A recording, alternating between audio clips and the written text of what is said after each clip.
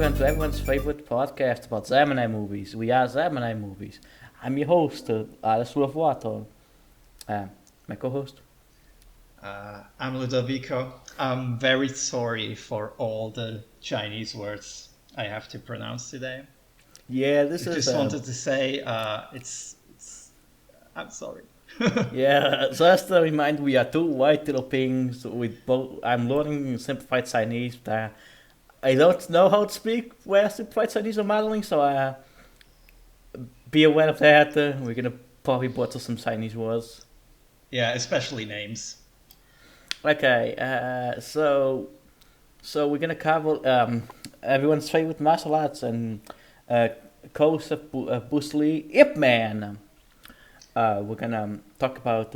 We're gonna cover in today two movies, technically three. We're gonna come to that. Is it? Let me see if I get it right. Is it Ip Man: The Final Fight, right? Yes. And then the Grandmaster, and we're gonna talk about Ip Man 4. What's the file where I think it's called. Yeah. Before we start this, we accidentally watched the first movie first because Before, they're called very similarly. One is called Ip Man 4 The Finale, and the other is Ip Man The Final Fight. So we accidentally watched Ip Man 4. yeah, we So watched let's talk about Ip Man 4 very quickly. Ip Man 4. So Ip Man 4 is the sequel to the Ip Man franchise. Here's the thing: there's a million Ip Man movies. Going to come to that in the podcast. The Ip Man, this one is part of probably like the most popular like Ip Man series. It's the fourth and like technically final movie because of the title. Like a fifth one got announced. Um, it's okay if you want to see Bruce Lee and the Ip Man just fight a bunch of American Navy racists for like in the backyard, like an alleyway. It's very funny for that. Ip Man goes to America and solves racist profiling by beating the shit out of a MMA Marine instructor. A little quick thing, forgot the show and tell thing. Oh yeah, we're doing that right after this. Okay, yeah, okay, but yeah, it's like it's very much like it's interesting. It's very much leans into like some Chinese nationalism and imagery of like Ip Man, but that's at the same time. We talked about this. It's an interesting movie because it's very much just doing the thing of like that America always does it basically in a fucking country, no matter if it's like even its allies. It's like when an American goes to another country to save the day. Yeah, and then he beats the shit out of the locals. And I feel like I don't know. There's some catharsis. Like I don't think the movie's that great as a movie. There's moments where it very much kind of actually works on its commentary. And then sometimes it just looks like a Hallmark movie. Yeah, like there's moments where like specifically the conflict about like there's a conflict about like teaching like foreigner Chinese because of the possible like American laws and specifically like American Chinese commuters that I find interesting. It's a very fucking good fight. At the same time, I don't think the movie like because this is very much at the end of the day like B-list action movies.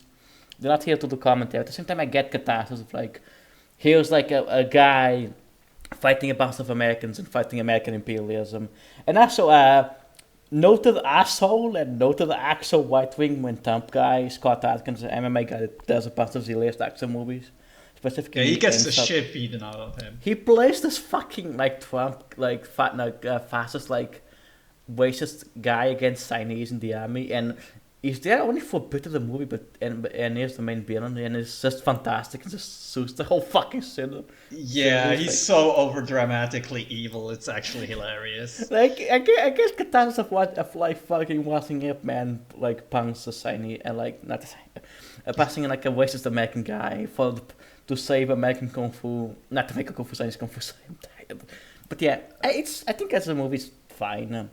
I don't think it's like. I don't think it's that interesting, but I think if you just want, listen, I'll be very honest. If you hate America or just have a lot of like angst towards America, like me, and you just want to see Americans get beat up, American imperialism, the American military imperialist complex get beat up by Ip Man. It's a fun movie for that. I think it's enjoyable. It's genuinely has some fun fight scenes. Okay. We gotta move on. We gotta get to the actual meat, but before we get to the meat. Alice, it's show and tell time. Woo! Yeah. Do we want to start?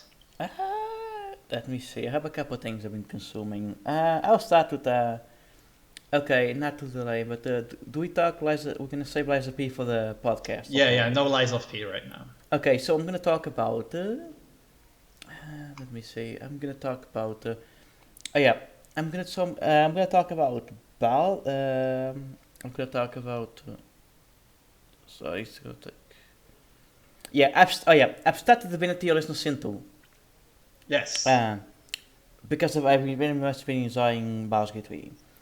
And I think this is here's my thing. I have a very like weird relationship with Divinity games because I like that the super ambitious like kind of zanky RPGs, but at the same time I can't really stand like Lalian's sense of humor. But like I think Divinity, I've been started Divinity 2, and I think it's mostly selling well.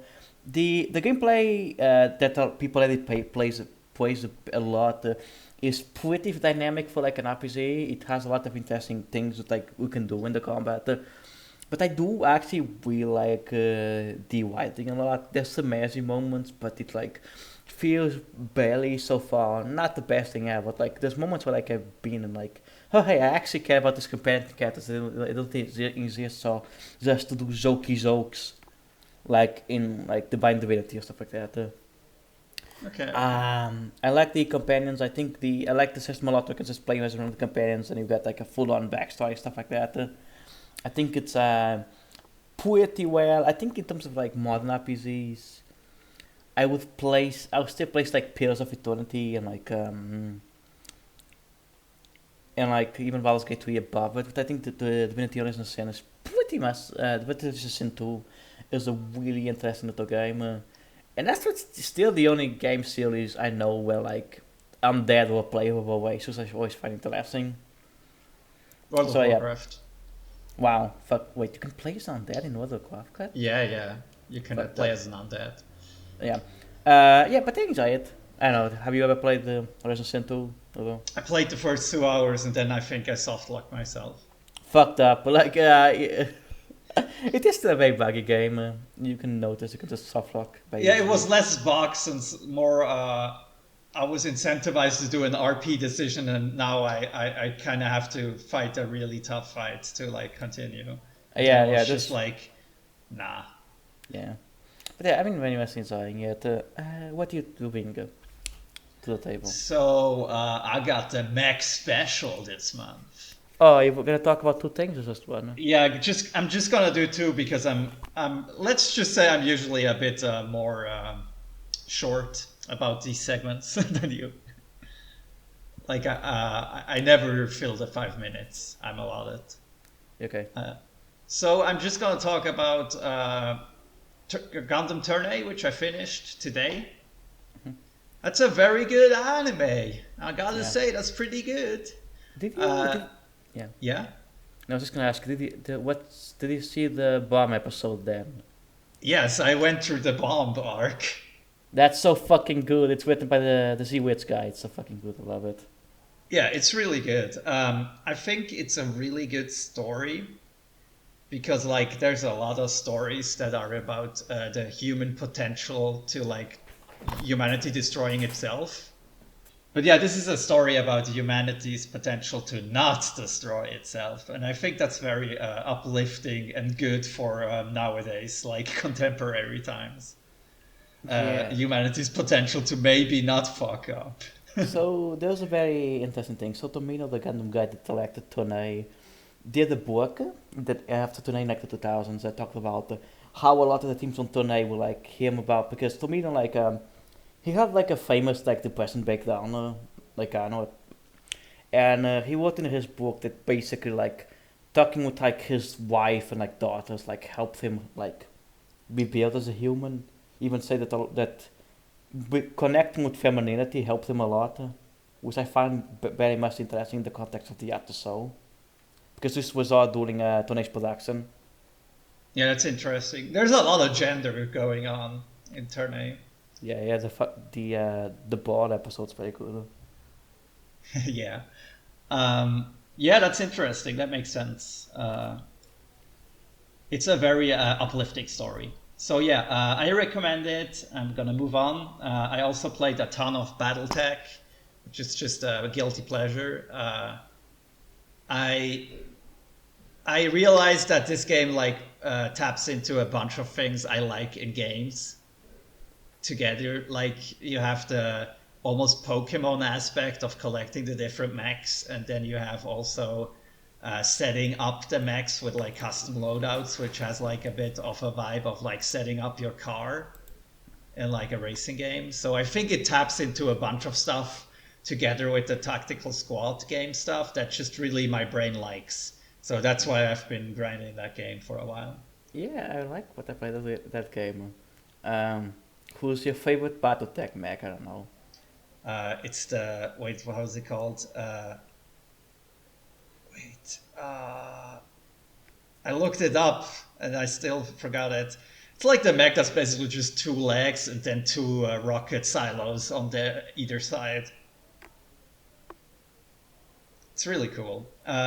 Yeah, but I'm gonna buy the DLC eventually. I think it's already very deep game without the DLC, and I think with the DLC it's gonna be like messed up in its complexity.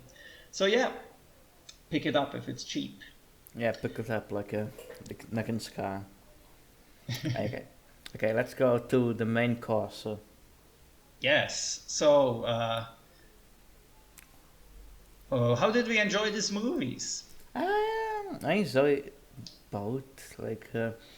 I'll just say this: Ip Man the Final Fight was like a fine movie, but like it felt very flat. I enjoyed it fine enough, but it felt like it was trying to do like a so-called realistic take in Whip Man, and it turns out when you make a realistic take on a larger-than-life martial arts figure, it's just kind of boring. Yeah, and then it devolves into extremely not realistic Ape Man either, anyways, at the end. So it's kind of pointless that first half. We'll talk about this later, but I love the Grandmaster because it just goes fuck it and just goes into like this World War II melodrama that uses the mythology of Vietnam to make like a really fucking compelling thing. Yeah, it's kind of unfair that Ip Man Final Fight came out in the same year than the Grandmaster because yeah, one is just Wong Kar-wai, which is like one of the best directors that ever lived in Asia. Yeah, it's just It's like hard. yeah, it's just kind of like poop. It's like just kind of the uselessness of going. We're gonna make one Viet Man, and then we're gonna claim he was like an explanation for like actual like labor politics that happened in Hong Kong. It's Yeah, we're gonna get into that. It's an all right movie, but like the Grandmaster is like a great movie, which yeah, is yeah, just how it went. yeah. I think you can watch both. I would recommend both. I just think Final Fight was just felt very flat, specifically after Grandmaster. Grandmaster is like probably one of my favorite things I've watched on the Discord group. We watch these movies there, to be honest. But yeah, move on. Let's go. Cast and acting for Ip Man: The Final Fight. We got okay. Now I'm gonna try my best. We got Anthony Chow Sang Wong as Yip Man. We have Gillian Chung as Shan Se Mui. We have Jordan Chan as Tang Shin. We have Eric Sung as whoa Shang. Marvel Chow as Wang Dong. Wang Dong, immense name, by the way. Yeah. Shu Shu Zhou as Jenny. And Timmy Hung as Lang Sheng. And Lucia Yang as Lu King. Yeah. Okay. This is the Final Fight cast. This is Okay. the Final Fight cast.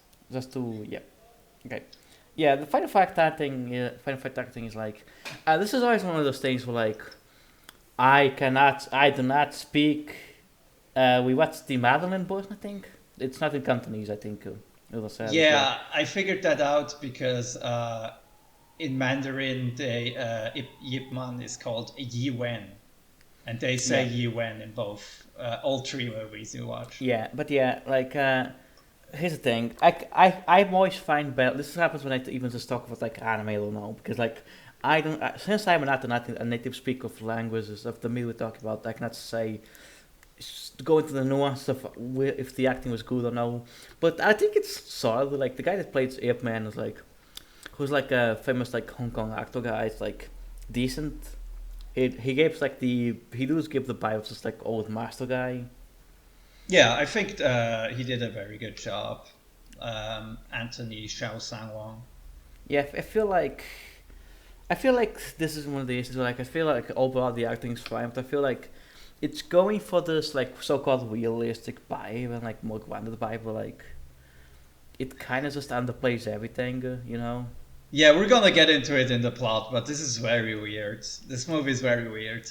Yeah, no, but I just mentioned the acting because everything's like so like and Held back. yeah, held back till it wasn't till like it just doesn't really like inspire me, you know, because it's like it's not going full on melodramatic, but also it's not like it's not really like a prestige drama even. So like so the acting feels like in this weird middle ground. Like He does show way more emotion than the Ip Man from the series, yeah, like yeah, from the four movies. yeah. I feel like the Ip Man acting is like pretty decent, honestly. You know, like I feel like he gives a good emotional performance of like this dying night, like this very old master guy just realizing he's maybe in his final days. I think that part's solid. I think just the other part is like I cannot really remember the other guys, not the other people, but mostly because this goes back to the writing out, but it feels so like you know so reduced. Yeah, the other characters aren't very interesting, honestly. The f- They're not written to be very engaging. I guess we can talk. Do we talk about the fight scene choreography here because it's technically part of the acting? Yeah, I guess it's performance. Yeah. So the actor who played Ip Man. So this is the thing with Ip Man with Ip Man cast. And that's the thing with the inside in Hong Kong. If you do a martial arts movie, you get the martial artist, of course. Which is not to say there's not been movies that martial arts even saw about this movie. Like it's traditionally the rule. For Ip Man to fight a fight, they went to a more like just low key thing, and they just cast like this drama actor. He's like more of a traditional like prestige like movie actor person. So he they got like like most like a stunt person to do the actual fights, and it's Yeah, very noticeable in scenes. it's in the way it's cut. It's like totally not like your traditional Hong Kong kung fu or martial arts movie Yeah, I don't think. because it often cuts away in a way where you know they like exchanged to a body double. Yeah, I feel like those parts are very awkward because of course like body doing that stuff is like its own art and like it often feels very awkward, you know, specifically because Yeah, it's just weird. You're not used to seeing this in this kind of martial arts movie. specifically because the fight scenes with the guy because there's a couple scenes with like the guy actually fighting. There's an accent. There's a good YouTube channel by like a Chinese YouTuber that reviews movies that called Accent Cinema that goes and that talks about this movie and goes into that because the fight scenes where the guy the fight scenes when he saw they're very like morose, very basic fight scenes, you know, like one punch, one kick, one defense, you know. Yeah, yeah, yeah. So yeah, I feel like the fight scenes go very awkward in this. Like with the exception of one of the fight scenes, like they don't really go hard at all. Yeah, Not the really. fight at the end is pretty good.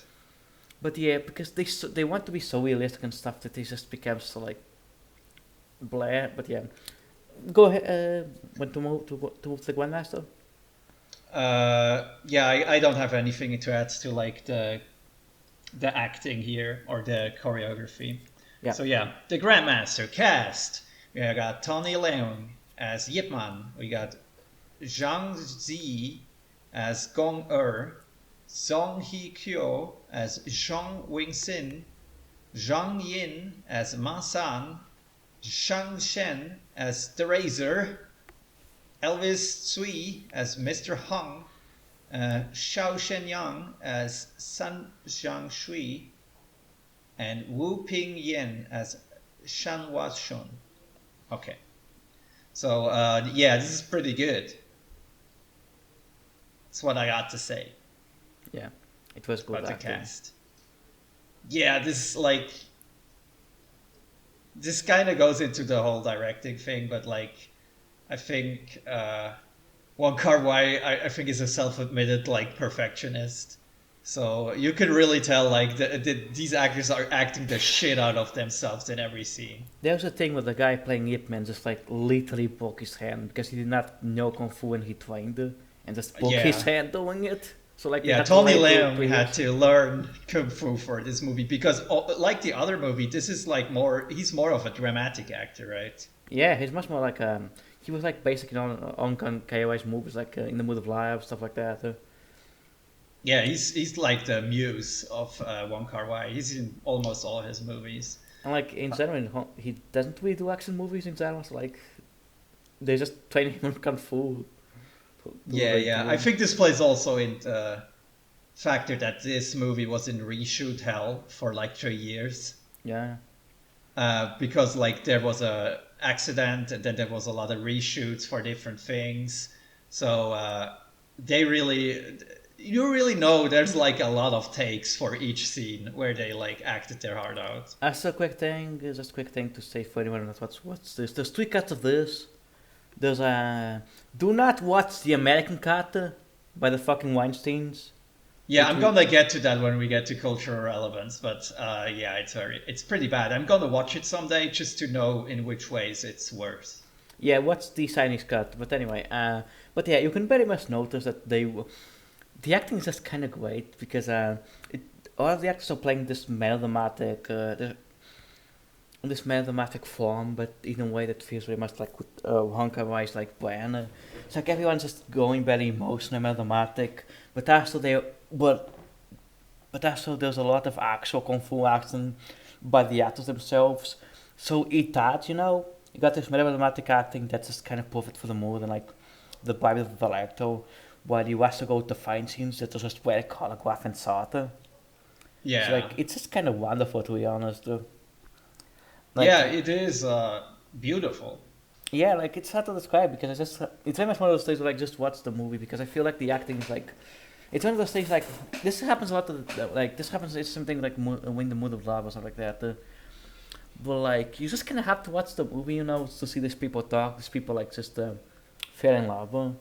The acting is very like feels very personal, feels very like emotional. There's like a lot of also like scenes of like the cat just like not talking with just the song of the faces. It's wonderful. It's fucking it's Zeno Kino. It's Zeno Kino.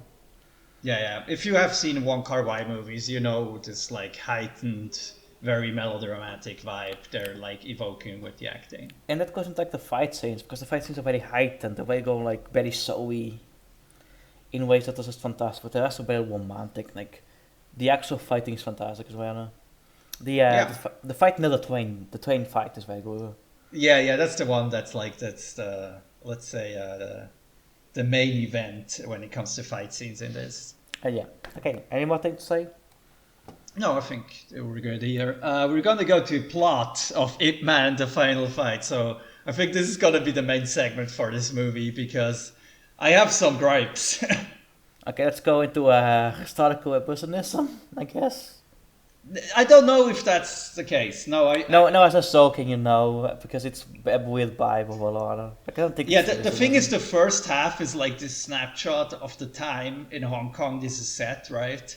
Yeah. Like you got the union protests, you have all this stuff going on. They're establishing all these characters. They're being very down to earth, very grounded. It's not very interesting. Yeah. Then suddenly we get a plot about this kingpin who lives in the walled city of Kowloon, right? Yeah.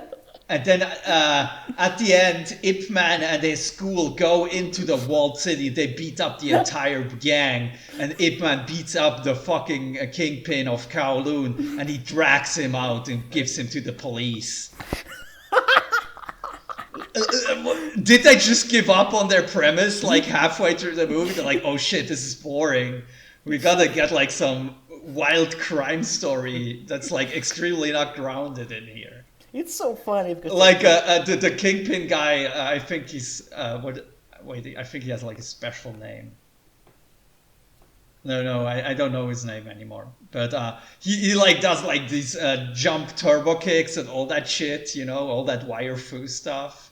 It's like very over the top.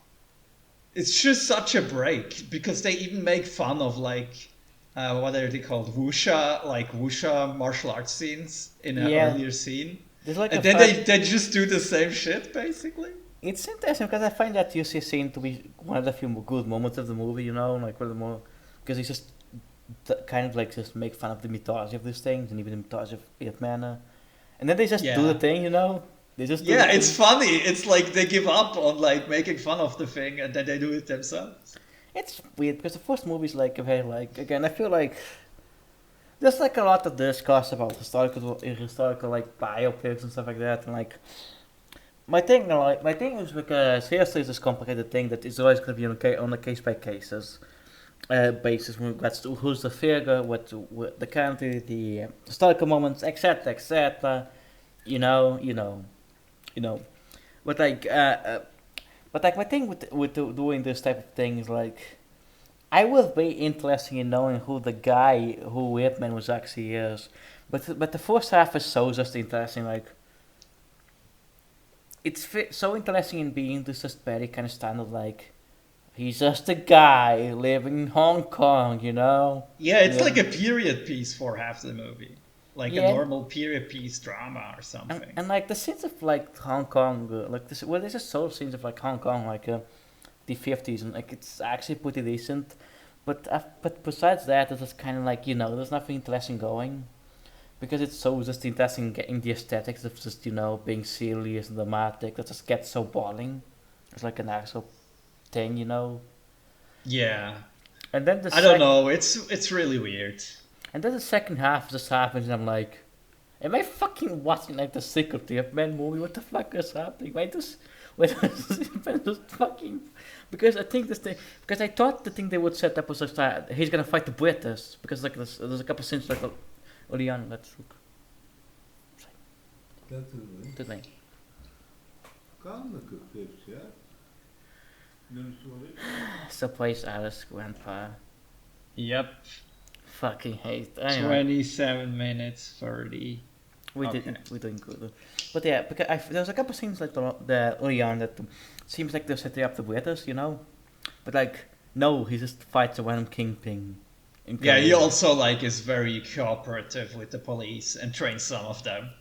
And I'm like, it's this fucking weird tone when we last time Benny was like, what is happening here? Because It's like the second half is like, oh shit, we're making an Ip Man movie. They want us to do the Ip Man shit from like the popular Ip Man movies. I feel like there must be like some weird like behind the scenes shit. Because it like feels very much like a movie that's like, okay, we're gonna do a dramatic, serious, or quite respectful take on the Ip Man. And like, he just fights cops. He not fights cops. He fights a kingpin. And helps the cop. I'm Yeah, like, like I'm pretty sure that didn't happen. yeah. Okay, before we move on, I want to talk about the weird union stuff because I don't think this is reasonism enough, but it's like it's so fucking weird and goes into why I don't like this whole we're doing a respectful like thing. So Ip Man in real life trained students from lower class people that belong to like various unions in Hong Kong, specifically restaurant service unions. This is a weird thing that happened. The movie kind of implies that he like started a riot to like help inspire riot. I don't know. Like, To me, it looks like set dressing. yeah. Like this happened at this time, so we're gonna mention it. But then they're not gonna make any definitive statement. No, yeah, I'm not. I don't think this is like. I don't think this is even like. I don't think they're saying that the Ip Man caused this. I think it's just very much like part of like. This is a movie because of this is the serious Ip Man, so everything must be about Ip Man, you know. So like, Yeah. They have to. We need to know what Ip Man thinks about it, and then he doesn't actually think anything about it. like again, I don't think this movie's fine. I don't want the same harsh on it that it actually is. I do feel like there's just like an aestheticization of like just seriousness and we're doing it's about history and being serious and dramatic and grounded. It just falls apart and is boring even more after the second half. Yeah, it's this director doing a lot of horror movies. Yeah. Apparently, they're called the like most slattery ones are called Category 3 movies in Hong Kong Yeah. because like that's like the age rating, Yeah. and like it's a very out of depth movie for this director, and you can kind of tell, that he doesn't really know what he's doing Yeah, in parts. he did a movie called Ebola Syndrome. That's about like a serial killer with like Ebola. Like Yeah. got his leg. It's like this is like it makes like Z-list slog movies. It's like you can make slog and make art, of course. Like sometimes you just have it to stay in your lane, in terms of making art. You know, Yeah, or like you just risk to like do something confusing like this movie. it's just really confusing. Any thoughts we can move to the grandmaster? Yeah, we should move on because like it's just too confusing. We can't solve this riddle. Yeah. Okay. So yeah, the plot of the Grandmaster. It's more about Gong Er than Ip Man. So like the woman main character, Yeah. and it's also very much a Wong Kar-wai sad love story. Besides the martial arts things. Yeah. It's just about World War II, like the Japanese occupation. Even though it's like that's more like just a side thing. Overall. Yeah. But a real masterstroke that they didn't give us the easy reward of like seeing Yip Man beat up a bunch of Japanese people. Yeah, there's like an interview where like he talks about I don't want to have Ip Man just doing that. I want Ip Man to fight like 50 Japanese people. Like I want this to be like something else. So Yeah, he gave that to a character that's fictional by all means. The woman leader. yeah. She's not real. Total fabrication. Yeah. But yeah, they're very good. The story is very good. Like it's not a complex stories. I think all Wong Kar-wai movies don't have really actually complex stories. Yeah, I think. But it's good that way, like because it's all in the form. It's in a way, it's very formalist. Yeah, I think it's his things mostly lie in he's like a very good visual guy. He's very good at conveying moods, visuals, shit like that. So like it's this movie is just like it's it's one of those things I cannot just describe the plot because I can describe it because it's simple, but like you need to actually watch the movie because like the scene of like Ip Man on a train where Japanese imperialists are like trying to find him and the woman, and he has to like just stay put and stuff like that, and like there's fucking very good eye contact and romantic emotion at the scene. There's a scene that happens where the woman's fighting like Japanese imperialists near the train, and it's so fucking well choreographed and well like put. And it has some very clever framing of like Ip Man in Hong Kong. That's mostly the side stuff, like him just looking at like his past and memories and stuff like that.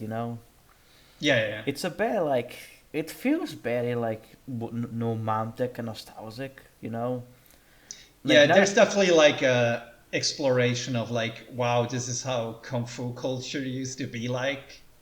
Yeah, like the first half of the movie, like 30 minutes, like Ip Man training, Ip Man like actually mastering the art and like showing like he's like clan. I think they use the term. Was it clan? Is it a school? Yeah, school, not clan. Okay.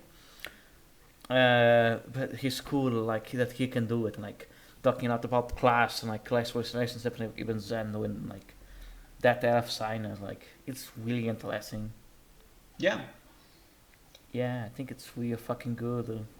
Yeah, just stop right now and watch the movie. Yeah, what's the Chinese cut, please? Yeah, watch the Chinese cut. Okay. Teams? So, yeah, Ip Man, the final fight teams. I just have here written in my notes. Ip Man sad. He's gonna die. Ip Man is old and he's training people, and then I can only describe the plot. Yeah. I can't really extract any themes because this movie doesn't take like a stand on anything really. Except maybe crime is bad and you can beat the criminals up with your kung fu. It's very weird because I feel like what it wants to be is like this thing of like, it's actually a very kind of traditional Yuxia beat, the master that's very old, just like seeing his life pass away, and just realizing the mortality of things and just like looking back and maybe just doing one final thing.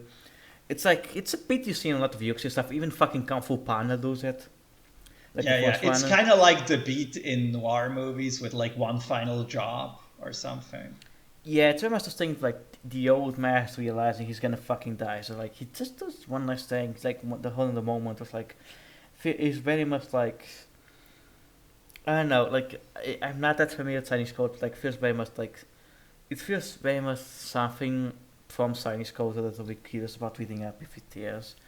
But like I think that can be done very well. The thing is like we talked about, the movie's so just like locked behind being this kind of murderous, like silliest take of the thing. It's like it's just Eggman being sad that he's gonna die and like talking with some people, stuff happens, but like it's not Yeah. really commentated. Like Eggman sees the strikes, but it doesn't. He's not. We don't even see how he feels really. He just Yeah, sees he some strikes. doesn't like. I think the thing is, it's almost like the Meshtal is like some centrism, like, don't get involved in this stuff. Yeah, it's like I guess it's like the movie thinks of Eggman as like yeah, but because it's also a thing like a lot of Yuxian signing and that's even societies like martial arts media like the martial artist is just like kind of like a political figure like not properly the Yeah, term political but like he's like above everything he's just like kind of just cares about the fight the method. yeah. And if anything, there's like some traditionalism in there. Like it's what it feels like there's no muted in how the movie doesn't really want to take a stand or anything. Yeah. uh I guess do you think there's anything interesting in the depiction of the walled city like just I don't know the history of that place well enough to like grasp anything. It's just like all I know about that place is really that it's get used as like a crime hive. yeah, Like it's basically the equivalent of the Bronx in a movie often. yeah. So like, I don't think there's like, I'm not familiar to the history, but I also feel like this uses it in just a way. It's like in a way something that could avoid is just like not the wife, like in the way I don't know. Dirty Harry fights New York or whatever, Yeah, Just it's like very one much that. criminal from like the Bronx or something. Just like they're just using it because it's a very much like quick way to combine. Oh yeah, to combine like criminal, you know. Yeah, yeah. It's Also, like it's like hinted at that it's like this place of anarchy because the police can't go in there. yeah, it's very It's weird. I don't weird. think let us talk about the Grandmaster, please. Yeah. Okay. Teams of Grandmaster. The culture of early century kung fu, legacy, and like family lineage and impossible love. Yeah, there's like a lot. I really thought there's like a very romantic, nostalgic feeling of like just the man, just looking back at history and people. But like there's also a thing like it doesn't. It really does like roast tint like the culture of Chinese martial arts. Like it shows like sexism, like a lot of like classism, even like regionalism. Like Yeah, just it's like pretty honest about a lot of the circumstances, like that you can only like really learn kung fu if you're well off at yeah, that time. it really just the thing that oh yeah this cultures are very abusive, but like in a way that's like I don't know it feels nuanced because in the same way that this is the culture certain parts of the culture could martial arts cultures could be abusive. There's also like Ape Man became Ape Man because he cared about martial arts. He like he had like this romantic view of martial arts, and in a way that was not true with us. So that he's still Yeah, Ape Man. He's still like the romantic view of the martial artist. yeah, He's because like in the 30s, 40s, there's also way more like this mystical aspect of like martial arts haven't been demystified. You have to go to a master. You have to learn this stuff for years to really see for yourself. and I feel like going more into the stuff about comparing this with the Final Fighters, like when the Final Fighters wants to do something impossible, I feel like they're just doing this kind of very mellows. Like we are serious and gritty and realistic. Here's realistic equipment. The Wang Hu guy does a very much more clever thing of like demystifying a lot of aspects of Earthman, but also romanticizing and mystifying it. You know? Yeah, because he doesn't even attempt to do like a grounded, down to earth movie. Yeah, He and makes like a very heightened, very unreal version. Yeah, he literally made. This is probably like the most realistic like Ip Man movie, and there's like a literally made up like woman romance that fights Japanese fascists in the train, near the train, like and like there's a million other fights, but by dismystifying, like it's very clever. It dismystifies what he needs to demystify that those elements of the culture that were horrible, but also by mystifying the actual fights that are wonderfully conveyed in the movie. You see a truth in martial arts of why people want to do martial arts. Even if it's like, even if this is not martial arts in real life. It's Yeah. about the feeling. It's a bit. I'm gonna pull a comparison, but it reminds me a lot of Baki the Grappler. Well, Yeah, because it's more about the mentality of these people and like how they look at martial arts than that it is just about the fighting. yeah, that's always gonna be my thing with like terms of like. This has been my thing why I very much like what a lot of sports manga do, but like it's not realistic to sports, but not even talking about like when they have actual superpowers. But like, like it's not realistic to the sports, but like you get emotions, like it gets like a specific height about a version of it that just feels realistic in its own right. Yeah, it's relatable. Like you can understand why these people care so much.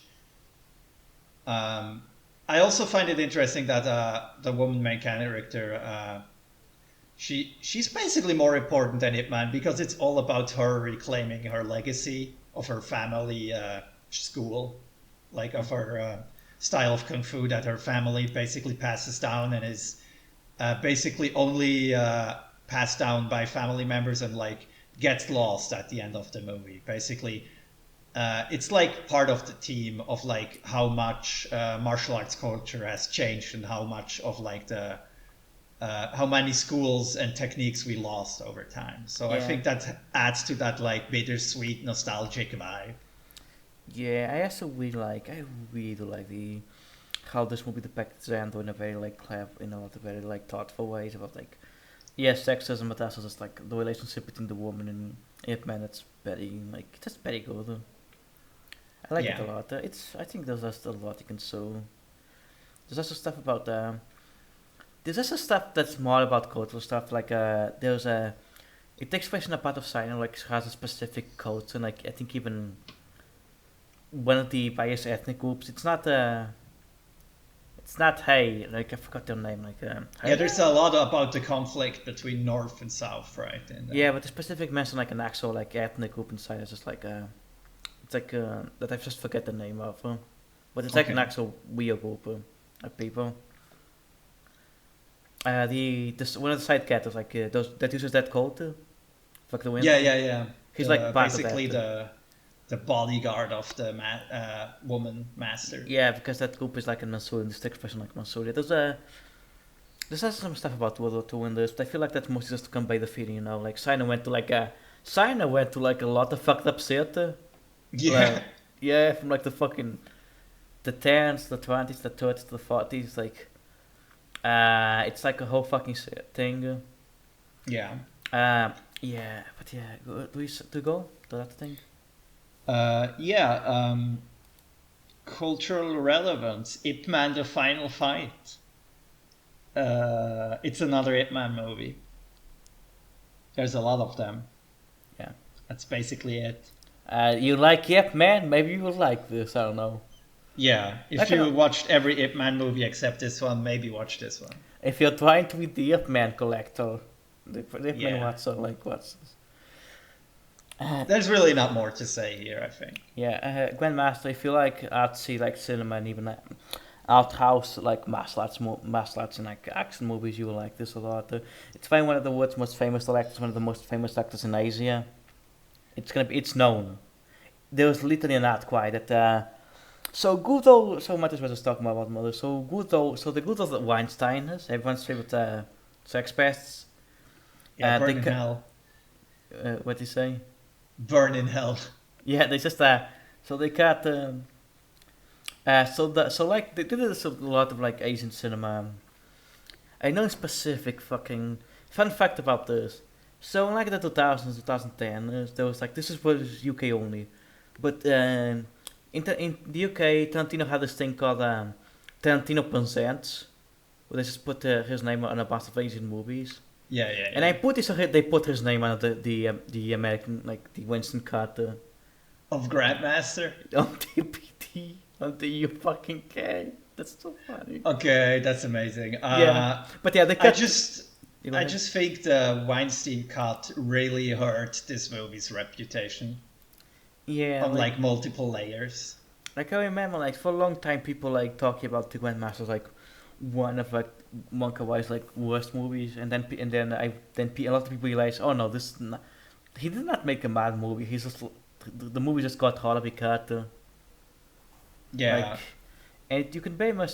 We did not see the cut. We are almost watching it, and I found like We started watching the other cut, and it didn't seem good from the like first 10 minutes. didn't they add like a voiceover? Like Yeah, something there's a lot of voiceover explaining shit, and like on one way, I understand the idea that like maybe we don't like Westerners don't always have like the political and historical context for what happened. Yeah. But on the other hand, it's also like extremely like Weinstein's thinking, wow, this is too Asian. These Westerners are not gonna understand. There's also the thing where they cut this like 140 minutes, you know. Yeah, they cut like 20 minutes out of this in the Weinstein cut. It's like Yes. 1 hour 40. Yeah, so like, you know. So like the movie's just horribly mangled. Just watch. There's two versions. There's the Berliner, which is the film festival. Berliner, how do you pronounce it? You know, the film- Berlinale. Yeah, Berliner. There's a version of that that's like, from that it's like has 50 minutes less. But the prime version to just watch is just the Chinese version. It's just like, you know, the action movie. Yeah. Just watch the Chinese version. Okay. Anything else? Cinematography? No. Cinematography, Ip Man the Final Fight. It looks like a movie. That's it. It's serviceable, but also kind of flat and not very dynamic. Okay, I'll say like this. The weird body double cutting ruins a lot of the fighting. I'll say this. Yeah, I say this. The scenes where it's just Hong Kong, like no dialogue, it's just showing Hong Kong. Those are pretty good, sort of. Like those. Yeah, the That's environments are nice. Yeah, that's one thing I'm gonna give them. It's just this just looks like any other digitally shot movie that's like a period piece in Hong Kong from around that time. Okay, Grandmaster looks fantastic. So many colors. It's gorgeous. It's amazing. If you love the thing Wong Kar-wai does where he plays sad music and does a slow pan, this is the movie for you. There's a lot of very thematic focus on like gold and stuff like that in like the first part that I feel is very interesting. Yeah, like the splendor before basically the Japanese occupation.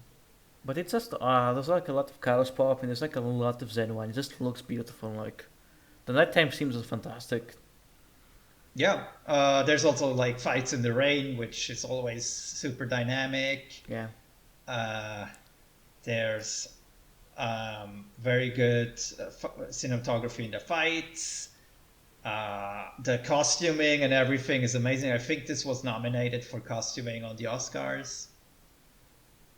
Which, yeah, the costumes are amazing. So yeah, it's just a very pretty looking movie. Like every Wong Kar-wai movie is basically a treat for the eyes. It's just how it is. Yeah. Yeah, it's good. Music. I didn't write any notes for soundtracks on either of these movies. Not because it's bad, The Grandmaster, but like I don't even remember the music in Ip Man the Final Fight. Yeah, I think the Grandmaster is like, it's very traditional Waka. It's like very like, you know, bombastic stuff like that. It's like romantic. Like yeah, I think. Yeah, it's a typical Wong Kar-wai soundtrack where there's like a very sad, often classical piece that gets repeated a lot, and that's fine. That's good. I like that. But like, there's not much to talk about, and with the Final Fight, it's literally like, I don't know what music plays there. Probably a lot of like historically accurate contemporary music from like the 50s or 60s. Okay, anything else? Or just we finished the podcast? In retrospect, to finalize, the Grandmaster gets that Chinese cat. Ip Man, the final fight. Complete your collection. Gotta catch them all. Ip Man 4. Ip Man 4. Wow. This Chinese guy can beat up so many Americans. It's amazing. Ip Man made it so the U.S. Army now does Chinese martial arts. Yeah. And they only did it because of him. I love that. Okay, still funny thing because we have nothing to say about the final fight. So like, the movie. Like, okay, so here's the thing about the Ip Man 4. Ip Man never went to America, but the movie like literally ends like, and that's why the U.S. Army does have like a Chinese martial arts program. It's not because of Ip Man, because Ip Man never went to America and was a military guy. Yeah, like they give us this ending slide, which I think is accurate, that they like implemented Wing Chun or Kung Fu at some point in like the 2000s or something, Yeah. So long after he died. And they connected somehow with fictitious events in this movie. Let me say it. Ip Man never went to America. Like, he never went to America. At least I had to Google this. He never went. Because of cooking course, he never went to America. He could not. I think he could speak English, but why the fuck would he go to America? Yeah. Yeah. Funny little fantasy. Yeah. Also, the movie was shot in the UK. They're not even shot. Yeah, the movie that's set in America is shot in the UK, Ip Man 4. So every like white person has like an English accent. It is so funny. That's so good. I love that we talked more. That's we enjoyed more talking about the Ip Man fucking fall for like 10 minutes and like. Yeah, Ip Man the final fight. Anyway, take quick things. So quick update on two things. So there was the Writers Guild, I think. So like the Writers Guild reached an accord with the studios, but they're not returning to work until the Actors Guild gets a deal as well. So for now we're gonna continue to start thing because they'll say literally we have a deal, but we are not going back to work, and we're gonna support the actors strike. Union indeed strong. So like we're gonna continue. We're going to that. We're gonna start. So for a bit till the strike is actually official. After there's a video game strike, but yeah. So until the strikes end, is Lies of P included in the video game strike? No, it's thankfully no. Okay. It's thankfully no. But yeah, so we're not gonna cover certain video games. We're gonna still decide our own movies because we're gonna not pick stuck work. But most importantly, because of that, next podcast we recently have another thing planned, but both of the movies planned for the thing are stuck work. There were two black movies. So like we're gonna instead do Lies of P, the Pinocchio Souls video game. Yeah, this was planned as a bonus episode for Patreon, but fate has it that y'all are gonna get that shit for free now. See, yeah. So look forward, and that's it. Movie nights. Wait, I forgot. I have you can find me on Twitter as Zarasulavato. You can find me on Blue Sky as Zarasulavato. Patreon. I legit thought about just ending my recording when you said that's it, and just like keeping it in the podcast like that. Co-host, but no, your plugs are too important. My co-host Ludovico_limited. Watch me shit shows and post pictures of like hiking. Okay, movie nights says goodbye for now.